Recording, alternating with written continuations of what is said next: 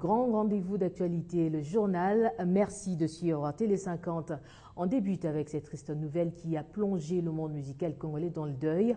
Le chanteur Jean Emenea Mubiala Kwamambu, connu sous le nom de King Kester, est décédé ce jeudi 13 février en région parisienne. Âgé de 57 ans, il était admis depuis novembre dernier à l'hôpital Marie-Lannelongue pour des problèmes de cœur. Artiste de valeur et de renom, Kester Emenea était aussi considéré comme le musicien qui aimait parler et ses chansons, souvent des histoires et des contes. Parcours de l'artiste dans cet élément.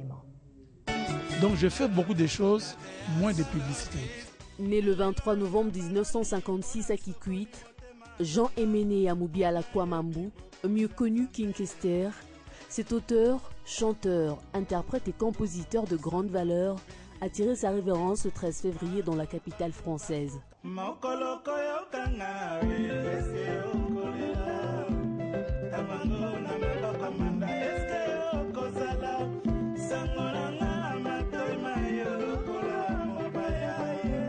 Après un passage dans Viva la Musica de Papa Wemba, qui le découvrit au cours de son passage dans le Katanga où il faisait ses études universitaires en sciences politiques et administratives, Emenea décida de fonder son groupe en 1982.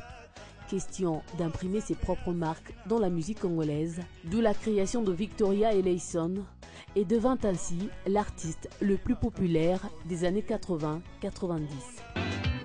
Alors mes chers amis, elle a représenté Bino Bana Oyo, la Victoria Eleison Dream Team Dream Band.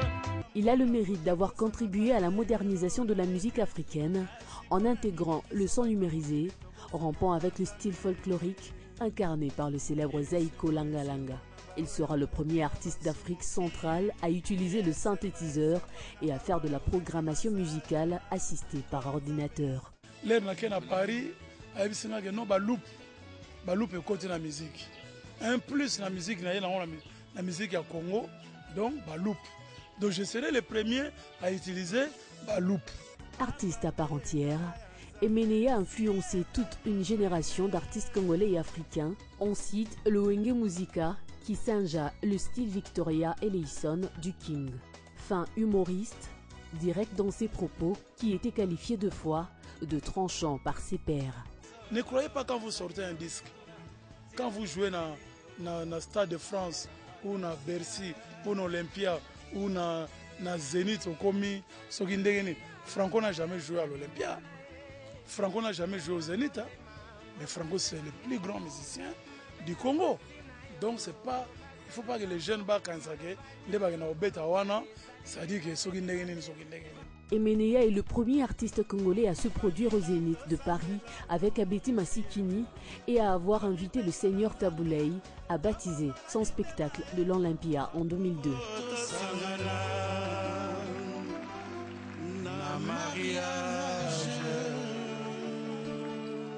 Avec plus de 1000 chansons dans sa carrière, King Kester était dans l'élaboration d'un autre album, This Is Me, C'est moi en français, qui devait taire toutes les mauvaises langues qui le donnaient pour mort à répétition.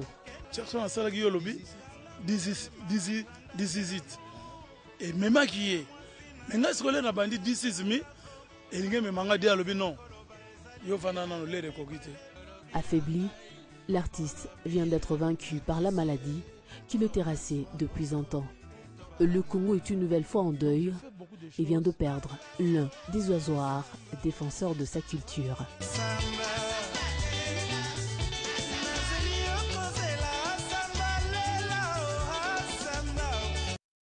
La triste nouvelle d'Emenea a bien sûr bouleversé plus d'un mélomane, mais pas que ça, sa famille, les amis et connaissances qui observent le deuil dans l'une de ses propriétés de Kinshasa mettent en garde quiconque voudrait se faire de l'argent au nom d'Emenea.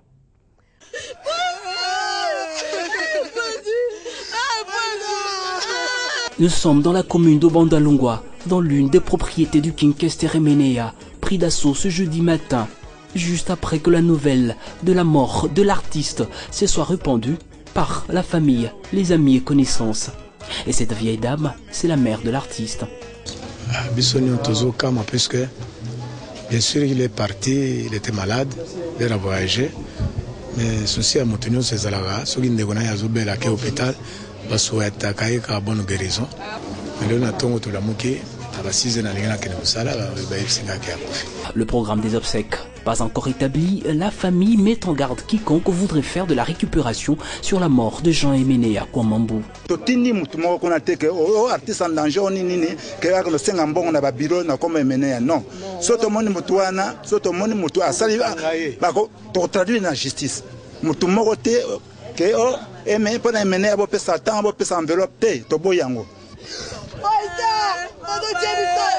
Voilà une nouvelle grosse perte pour la famille musicale congolaise. Il est plus que temps pour penser à remettre la pendule à l'heure, déclare une des icônes de ces secteurs. C'est par le malheur que tous peuvent arriver et être soudés. Ne dit-on pas que le linge sale se lave en famille? Profitons de ce moment, profitons de cette occasion, profitons de cette période. Dieu nous parle d'une façon ou d'une autre. Hier, c'était le Seigneur Taboulé qui était parti. Ça ne nous a rien enseigné. Aujourd'hui, King Kester Emenea, vers les soixantaines, il vient de partir. Il faut que ça nous interpelle. Tournons tout autour du feu, assoyons-nous. Assoyons-nous, parlons entre nous, comprenons-nous. Même si chacun de nous essaie de faire le matu-vu, ça ne sert à rien. Vanité de vanité. Descendant de Jésus-Christ, Kwamambu Kwangolozonso, comme aimait s'appeler, le King Kester Emenea a passé le micro à gauche, mais ses œuvres resteront bien gravées dans les annales de la culture congolaise qui se doit d'honorer ce digne ambassadeur. Les réactions fusent de partout. Cette fois, ce sont celles du ministre des PTANTI, Kinké Moulumba, mais également du ministre provincial des Transports, Godard Motemona, qui ont manifesté leur douleur après l'annonce de cette triste nouvelle. On les écoute. Et en si peu de temps, je viens de perdre 3 frères. Taboulé, Rochaud, que j'ai connu personnellement, et puis Ndombe Opetoun, qui faisait partie de la délégation de Taboulé qui était à l'Olympia. S'agissant de Emenea, je pense que l'on retiendra que la dernière visite qu'il a effectuée dans son Mayumbu, c'est avec moi. Emenea est resté vraiment l'homme du Mayumbu, si je peux dire ça comme ça. Même dans ses chansons, on sentait les Kimbala. Même dans ses chansons, on sentait les Kikongo. Et il était vraiment à l'aise dans la langue. Et je pense que le Bandundu vient de perdre là un digne représentant de l'art du Bandundu. Emenea incarne une génération de jeunes clan Viva la Musica avec Papa Omba. C'est un ami. J'ai eu la chance d'étudier avec Emenea. C'était même mon voisin en internat. Quand j'étais à l'Institut Ndobo, c'était mon voisin en internat. C'est un monsieur, c'est un musicien intellectuel. Il a beaucoup apporté dans la musique congolaise. C'est un des nôtres. C'est un ami également au gouverneur de la ville. D'ailleurs, c'est pour cela, par son apport, son contribution, la ville, je peux vous le dire déjà, que la ville s'organise pour prendre en charge notamment le rapatriement de sa dépouille et autres organisations. Nous sommes en train de mettre en place une commission.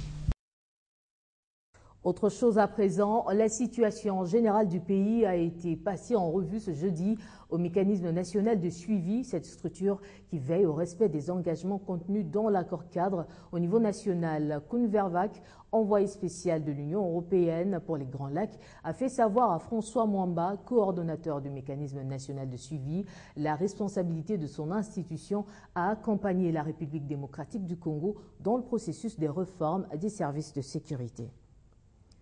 Au mois de juin prochain, le Parlement de la RDC pourrait voter une loi de consolidation budgétaire et le vice-premier ministre, ministre du Budget, Daniel Mukoko Samba, s'y active en ce sens. Déjà, le gouvernement consulte les députés et sénateurs des commissions parlementaires de l'économie et finances à ce sujet et c'est ce qui explique l'échange qu'il a eu mercredi avec les membres de ces commissions depuis son cabinet de travail.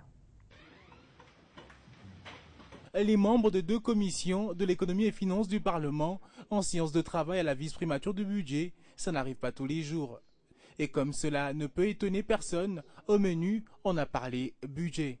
Sauf que cette fois, il est question du projet de loi de consolidation budgétaire, une innovation de Daniel Mukoko qui devra intervenir dans une République démocratique du Congo, engagée dans une réforme de sa gestion des finances publiques dans un texte lié à la décentralisation. Ici, sa démarche consistait à obtenir leurs avis sur ce projet de consolidation budgétaire, qui est une matière législative et budgétaire. Et d'après son initiateur, c'est un procédé permettant de présenter les statistiques se rapportant à un ensemble d'unités, comme si cet ensemble constituait une seule unité. Les explications données aux parlementaires qui saluent l'initiative. C'est une innovation issue de la loi relative aux finances publiques. Dans cette loi, il est imposé de consolider le budget de l'État. Alors nous sommes venus prendre contact, parce que ce sera la première fois qu'on va pouvoir publier un budget consolidé. Il a été prévu à l'article 223 qu'il soit voté dans le cadre de la transparence budgétaire nécessaire, une loi de consolidation, c'est-à-dire une loi de finances qui consolide effectivement tout ce qu'il y a comme finances publiques collectées sur toute l'étendue de la République. Toutefois, l'introduction de la consolidation budgétaire dans les finances publiques sera butée à quelques difficultés majeures. Lesquelles difficultés l'on note entre autres le nombre élevé des documents de prévision budgétaire à exploiter pour obtenir le budget de l'État consolidé et l'absence d'organes délibérants pour débattre sur les projets de décision budgétaire au niveau des provinces. Le vice-premier ministre, ministre du Budget, l'a reconnu. Restant au Parlement pour parler caucus des femmes, dans le cadre de la sensibilisation de la participation massive et l'influence de la femme à la gestion de la chose publique, surtout aux prochaines élections, le caucus des femmes parlementaires a tenu ce jeudi un atelier au cercle laïque de la Gombe. Le thème retenu était « Rôle du caucus des femmes parlementaires dans une démocratie, état de lieu du caucus et perspectives d'avenir » concomitamment avec la signature de partenariat avec l'Institution internationale des républicains. Suivez. Lors des élections de 2011, les femmes politiques congolaises ont milité davantage pour plus de représentation dans les institutions du pays. Cependant, après les élections, le nombre de femmes parlementaires n'a atteint que 53 sur 500 sièges à pourvoir. D'où le combat farouche mais démocratique qu'elle mène surtout en prévision des élections prochaines. Cette problématique a été d'ailleurs évoquée dans un atelier qu'organise le caucus de femmes parlementaires de la République démocratique du Congo. Les femmes de cette structure se retrouvent non seulement pour évaluer leur combat, mais aussi pour identifier les défis et stratégies à relever et les perspectives d'avenir, concomitamment avec la signature de partenariat avec International Republican Institute. Pour nous, parmi les objectifs du caucus, c'est de venir en appui des femmes parlementaires.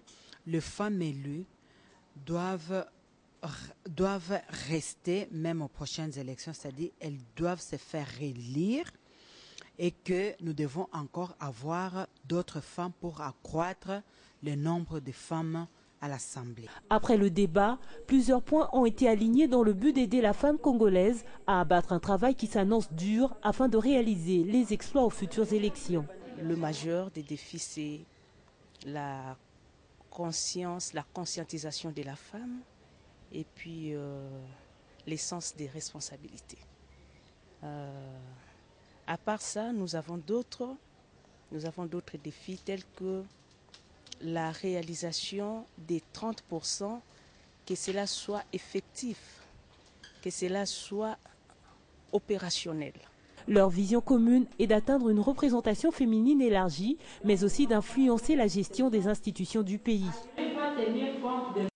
La journée mondiale de la radio a été célébrée ce 13 février. Proclamée par l'UNESCO, cette journée vise, outre le fait de célébrer la radio, mais aussi favoriser la coopération internationale entre les diffuseurs, encourager les décideurs à créer et fournir un accès à l'information par le biais de la radio, y compris des radios communautaires, et à promouvoir la liberté d'expression et l'égalité des genres sur les ondes. Sont des hommes proches du général déchu. Un jour pour célébrer la radio en tant que média et améliorer la coopération internationale entre